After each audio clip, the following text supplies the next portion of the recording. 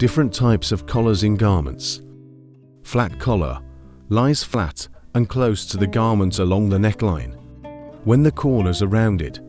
Full roll collar. The fall and stand of this collar are the identical height at the center back. Partial roll collar. These collars have less stand and more fall. Convertible collar. This is analogous to a full roll collar, but cuddles the neckline closer at the sides of the neck. Shawl-type collar. This is identified by its center back seam. The under collar is cut as part of the bodice. Mandarin collar. A stand-up collar complete stand with no fall. Mandarin collars start at the neckline and typically rise vertically to 5 centimeters. Puritan collar.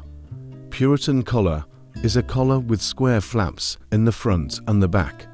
It is for dresses and blouses with a round neck and is sewn in a sandwich between the facing and the neckline. Sailor collar. Flap collar is perhaps the most recognizable item of the sailor suit. It is often considered lucky to touch a sailor's collar. Peter Pan collar.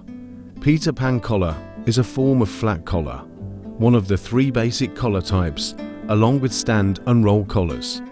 It is cut to fit around the neckline, following the curve, and to lie flat upon the torso.